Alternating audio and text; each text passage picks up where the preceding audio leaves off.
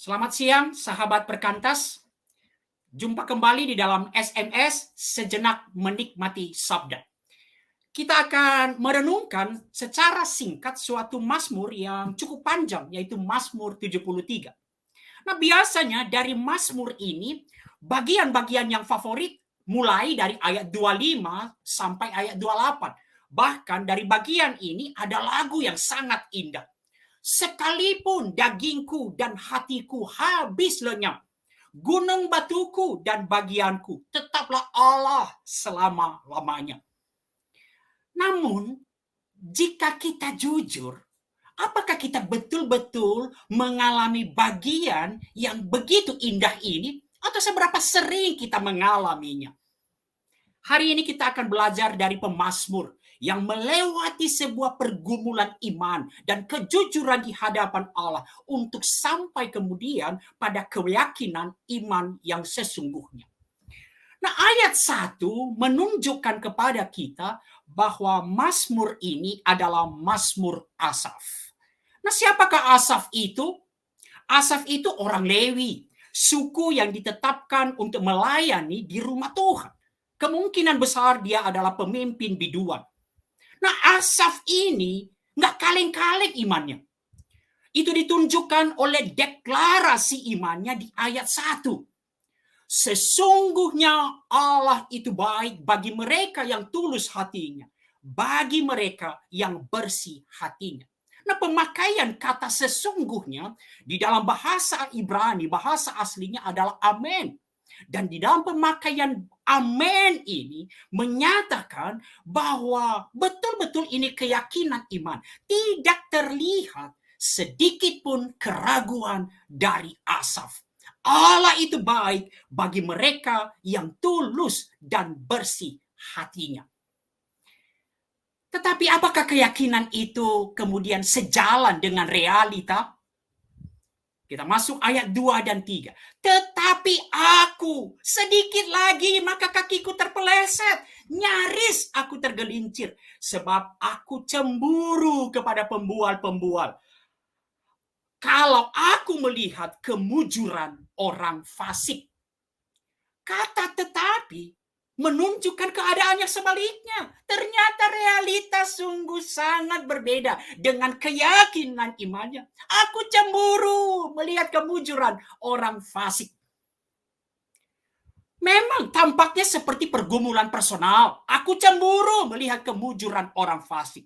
Tetapi jika kita melihat lebih dalam lagi, ini bermuara pada persoalan kepercayaan, iman kepada Allah. Allah yang telah berjanji, bergeser dari janjinya untuk memberkati orang benar dan menghukum orang jahat. Asaf mempertanyakan, lalu apa artinya mengikut Tuhan dengan hati bersih? Ayat 4-12 menggambarkan apa yang disaksikan oleh Asaf dan telah menyebabkan pergumulan yang hebat dalam diri pemazmur. Wah, orang-orang fasik jauh lebih baik, jauh lebih mujur. Mereka justru populer. Mereka menyombongkan diri di hadapan Allah dan semua itu mereka lakukan sepertinya tanpa penghukuman dari Allah. Ayat 12 meringkaskan pergumulan, kecemburuan Asaf akan orang fasik. Itulah orang-orang fasik. Mereka menambah harta benda dan senang selamanya. Sangat kontras dengan keadaan Asaf. Ayat 14. Namun sepanjang hari aku kena tulah dan kena hukum setiap pagi. Asaf, pemazmur yang sangat yakin di ayat 1, kini frustrasi. Puncak frustrasinya bisa kita lihat di ayat 13. Nah, sebagai catatan, LAI menempatkan kata sesungguhnya, kata yang sama dengan ayat 1, itu di ayat 12. Tapi jika kita melihat bahasa aslinya, seperti ditunjukkan oleh Alkitab berbahasa Inggris, kata sesungguhnya ada di ayat 13. Mari kita lihat ayat 13. Frustrasinya Asaf. Sia-sia sama sekali aku mempertahankan hati yang bersih dan membasuh tanganku tanda tak bersalah. Loh, sia-sia hati yang bersih. Bukankah keyakinan iman di ayat 1? Allah itu baik bagi mereka yang tulus hatinya, bagi mereka yang bersih hatinya. Dan sekarang dia berkata, sia-sia aku mempertahankan hati yang bersih. Realita sangat berbeda dengan apa yang diyakini, apa yang diimani. Inilah pergumulan iman. Teman-teman, kita perlu waspada apa yang disebut beriman. Beriman meyakini apa yang dikatakan firman Tuhan. Dan apa yang kita yakini dari firman Tuhan, nggak otomatis. Apa yang kita baca, kita setuju, kita yakini, nggak otomatis menjadi pengalaman kita. Dan kita pegang secara kuat. Bahkan A.W. Tozer mengatakan kesalahan pertama dalam membaca Alkitab adalah mengasumsikan bahwa apa yang ada dalam Alkitab, apa yang kita yakini, kita imani, ada juga dalam diri kita. Ketika berhadapan dengan realita, apa yang kita yakini sekalipun, seringkali kemudian tampaknya kontradiksi. Berbeda sama sekali. Dan ini membawa pergumulan, bahkan goncangan, frustrasi. Pemazmur Asaf mengakui dia betul-betul bingung. Sulit baginya untuk mengerti mengapa Allah melakukan itu. Justru orang-orang fasik jauh lebih muzur. Itu ayat 16. Tetapi ketika aku bermaksud untuk mengetahuinya, hal itu menjadi kesulitan di mataku. Beriman melibatkan pergumulan. Pemazmur memulainya dengan mengakui secara jujur. Tidak menyangkali bahwa ia sedang bermasalah. Ia mengakui semua perasaan-perasaan yang dialami. Ia jujur mengakui kerapuhan diri. Saudara-saudara yang terkasih, mengakui kerapuhan diri adalah bagian dari perjalanan iman. Dan belajar jujur, mengakui semua perasaan-perasaan kita. Tidak selalu kita oke. Mengakui, I'm not okay. Saya cemburu Tuhan, aku kesal Tuhan. Mengapa begitu Tuhan? Ada banyak kata orang, it's okay to be not okay. Tetapi berhenti sampai di sini tidak akan menyelesaikan masalah. Dan ini yang sering terjadi dengan kita. Kita sering kali berkata, lagi kering, lagi kesal. Lalu apa yang kita lakukan? Kita justru menjauh dari Tuhan. Gak ada gunanya saat teduh. Menjauhi ibadah karena gak mendatangkan berkat. Mari kita kembali belajar dari pemazmur. Apa yang dilakukan Asaf walaupun begitu sulit? Ia datang ke hadapan Allah. Di dalam seluruh pengakuan akan kerapuhan diri, dia jujur mengakui apa yang dia rasakan. Dia jujur mengakui keberadaan dirinya. Ayat 17. Sampai aku masuk ke dalam tempat kudus Allah. Asaf datang kepada Allah di dalam segala kerapuhan dan kejujuran. Dan ini menjadi titik balik di dalam pergumulan. Menang di dalam pergumulan, bertumbuh di dalam pergumulan iman. Jawabannya dalam perjumpaan dengan Allah. Namun saudaraku, proses bergumul tidaklah mudah. Ayat 21 bahkan dikatakan ketika hatiku merasa pahit, buah pinggangku menusuk-nusuk rasanya. Aku dungu dan tidak mengerti. Seperti hewan aku di dekatmu. Jujur di hadapan Tuhan. Tetapi belajar menaklukkan diri, menerima kehendak Allah seringkali painful, menyakitkan. Aku dungu dan tidak mengerti. Bergumul membutuhkan waktu. Membutuhkan waktu anugerah Tuhan untuk pemulihan. Sulit, bahkan menyakitkan. Tetapi Asaf tahu, ia datang kepada Allah yang hidup. Allah yang mengasihinya. Allah yang menuntun dia untuk menang dalam pergumulan iman. Dan itulah yang dialami di ayat 23. Tetapi aku tetap di dekatmu. Engkau memegang tangan kananku. Dengan nasihatmu engkau menuntun aku. Dan kemudian engkau mengangkat aku ke dalam kemuliaan. Pemazmur tahu hanya di dalam kejujuran di hadapan Tuhan. Hanya dengan datang ke hadapan Tuhan, di sanalah pengharapan dan menang dengan pergumulan. Philip Yancey mengutip seorang yang bernama Teresia dari Avila, bahkan mengatakan satu kejujuran yang betul-betul jujur di hadapan Tuhan. Dia mengatakan, "Oh God, I do not love you. I do not even want to love you. Aku malah gak mau mencintai engkau. But I want to love you, Lord." Hanya ketika datang di hadapan Allah dan jujur di hadapan Allah, kita akan mengalami menang di dalam pergumulan. Kenapa? Anugerah Allah akan merengkuh kita. Allah akan menuntun kita. Dan luar biasa, Allah akan mengangkat kita di dalam kemuliaan. Apakah menang di dalam pergumulan? Menang di dalam pergumulan tidak selalu lepas dari masalah.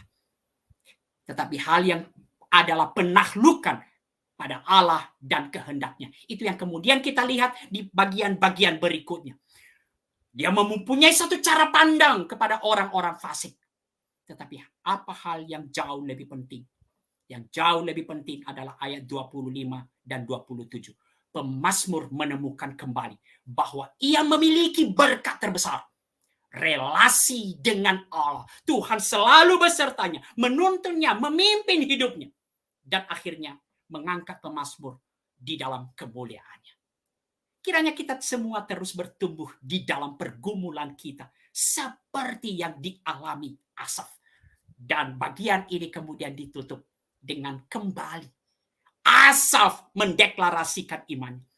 Tetapi iman yang telah bertumbuh melalui pergumulan. Ayat 28, tetapi aku suka dekat pada Allah. Aku menaruh tempat perlindunganku pada Tuhan. Allah, supaya dapat menceritakan segala pekerjaannya. Bahkan sekarang bertumbuh menceritakan pekerjaannya. Saya tutup perenungan kita. Ketika kita berkata, aku percaya kepada Allah. Tidak di ruang kosong. Tetapi di dalam realita kehidupan sehari-hari. Aku percaya bukan kata-kata kosong, tetapi di tengah seluruh pergumulan yang ada. Kiranya Tuhan menolong kita untuk mengakui kerapuhan diri kita, seluruh emosi-emosi kita, dan terus datang kepada Allah yang berjanji menuntun kita. Amin.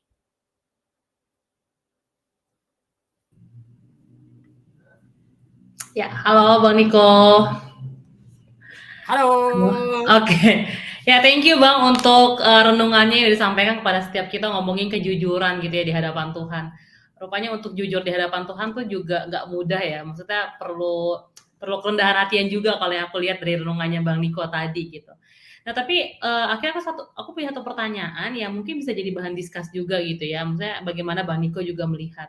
Kayak tadi kan Bang Niko bilang kalau misalnya kita lagi kering atau enggak kita lagi ngalamin suatu hal yang nggak baik, harusnya tuh kita datang gitu ya ke hadapan Tuhan dan jujur di hadapan Tuhan.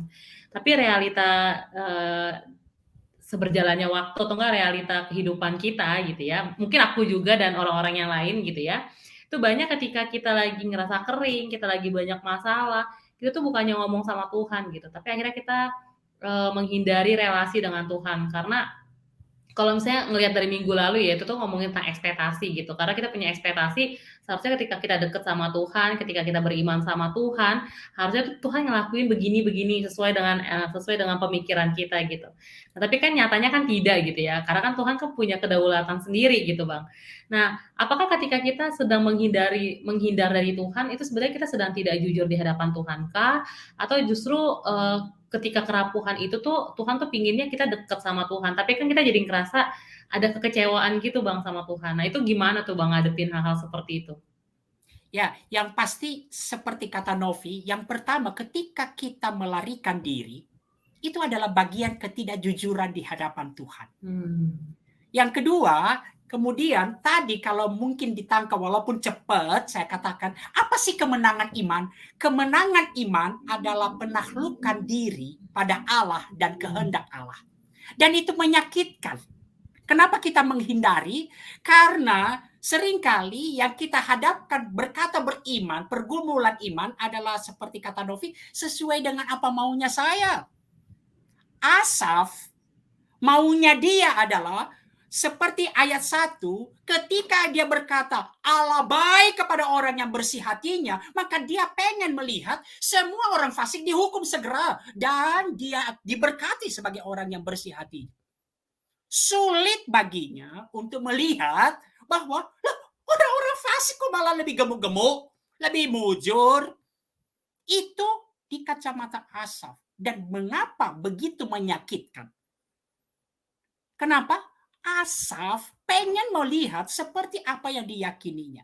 Tetapi kemenangan iman kemudian, dan ini menyakitkan seringkali, ketika Tuhan membentuk kita. Tuhan membentuk cara pandang kita. Ketika Asaf dibentuk, ketika Asaf kembali mendeklarasikan imannya, ketika dia berkata, sekalipun dagingku habis lenyap, berarti dia tetap dalam penderitaan dong. Orang-orang fasik tetap mujur dong, bener ya? Iya. Tetapi imannya telah bertumbuh. Apa artinya? Dia tunduk sekarang pada kehendak Tuhan.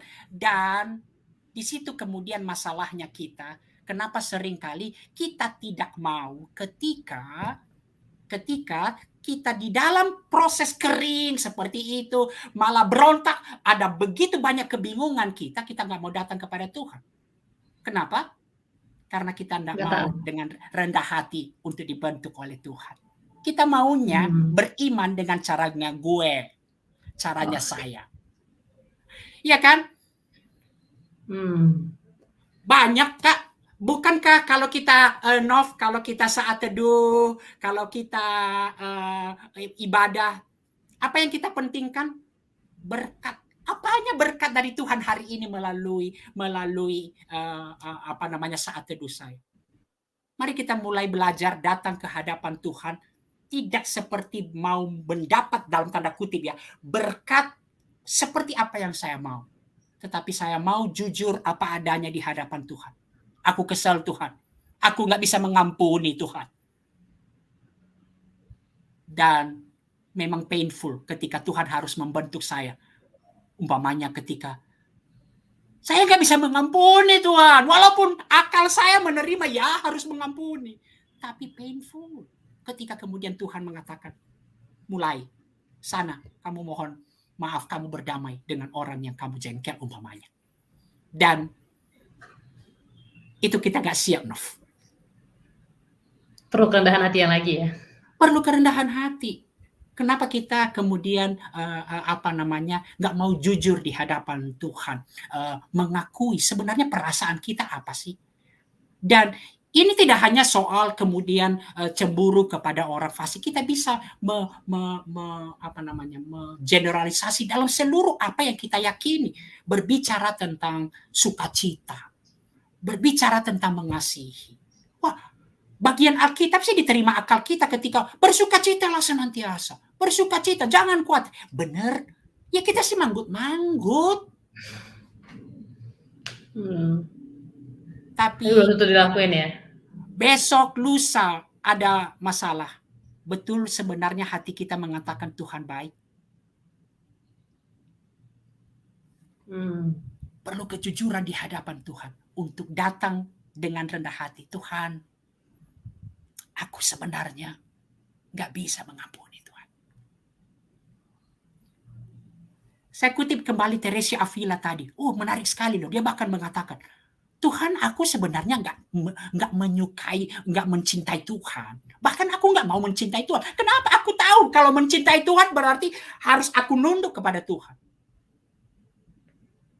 Tapi di situ dia kejujuran di hadapan Tuhan, kemudian dia mengatakan, tetapi Tuhan, aku tahu. Berikan aku hati yang terus mau mencintai Tuhan. Oke. Kira ini juga jadi doa untuk setiap kita ya Bang. Thank you untuk jawabannya, sharingnya yang boleh dibagikan kepada setiap kita. Kira ini juga boleh memberkati setiap teman-teman yang nonton dan kita jadi makin tahu gitu kalau Tuhan tuh sebenarnya butuh kejujuran yang yang tulus lah ya, maksudnya orang-orang yang mau dibentuk juga melalui setiap hal-hal yang ada di depan kita. Thank you Bang Niko untuk renungannya, untuk waktu diskusinya, dan boleh minta Bang Niko juga ya menutup kita di dalam doa untuk renungan siang hari ini. Silakan Bang. Baik, mari kita berdoa. Kami bersyukur ya Tuhan untuk kebenaran firman Tuhan pada hari ini. Melalui pemazmur mengajarkan kepada kami bahwa apa yang kami dikatakan beriman, seringkali kami harus masuk di dalam pergumulan iman. Ketika kami berhadapan dengan realita, apa yang kami pegang, kami setuju, kami yakini dari firman Tuhan. Seringkali ya Tuhan bertentangan dengan hati kami, pikiran kami. Ketika itu kami berhadapan dengan realita. Ajar kami ya Tuhan untuk mengakuinya secara jujur di hadapan Tuhan.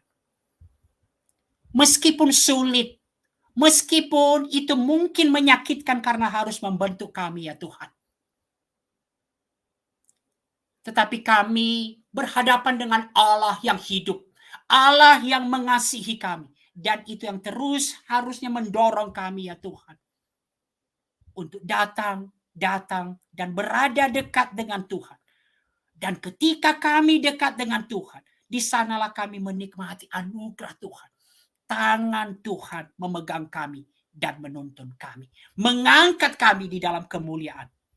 Kiranya ya Tuhan, kami semua yang mendengarkan renungan ini, dari hari ke hari ya Tuhan, mempunyai satu kejujuran di hadapan Tuhan.